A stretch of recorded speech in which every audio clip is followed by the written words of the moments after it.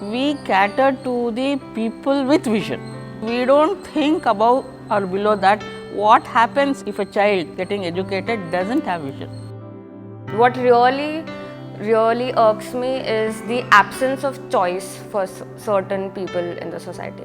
Images and drawings and pictures are important for a sighted child, and it sparks the imagination, and it allows for so much more learning to happen because it's a visual medium, and you almost need no push to make a child engage in a story that's painted in pictures. If none of these visual learning opportunities are available for a child, you can only imagine how much is being missed out in the process. 1 in 1,000 kids typically have legal blindness in India.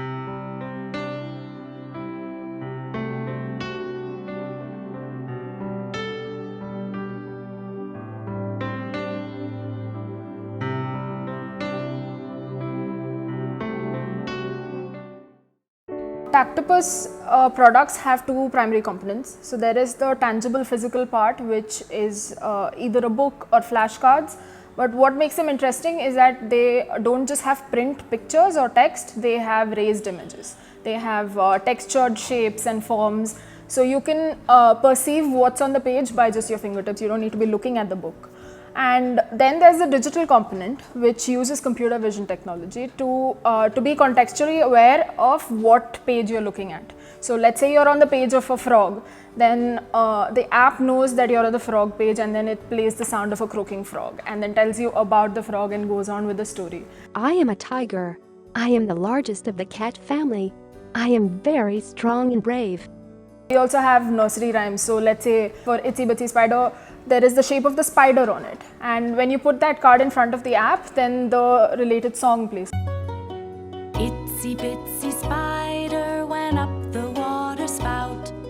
Down came... It's something that you see and then you take it for granted, like that everybody knows, but then how does a child with blindness know what a spider looks like, what any animal looks like? So, it's these two components, the physical part and the digital layer, the voice layer coming together, that makes for the Tactopus experience. The counting book. Let us learn to count from 0 to 9. How many butterflies can you catch?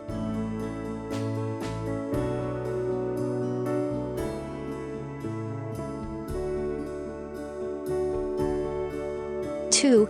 Yes, these are 2 butterflies.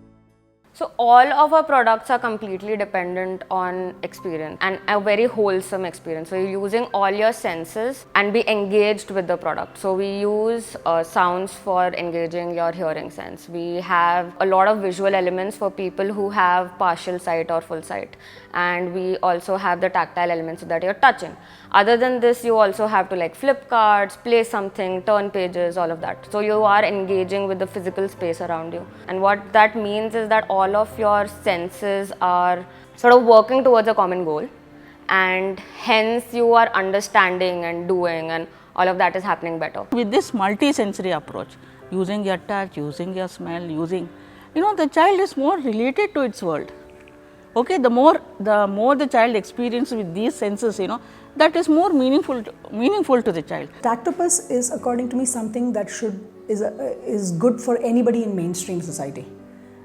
I just feel maybe Tactopus started by building something for person with vision impairment. But let me tell you, when I am visually impaired, so to speak, right? When I can see, but I may not see. So a kid is even more like that. So looking here, there, whatever. So when you give a multi-sensory experience to a child, the chances of learning are much higher. Simple, period. So Tactopus is a mainstream product which is extremely useful for people with vision impairment. The lack of visual learning is still not the highest on the priority list of an educator.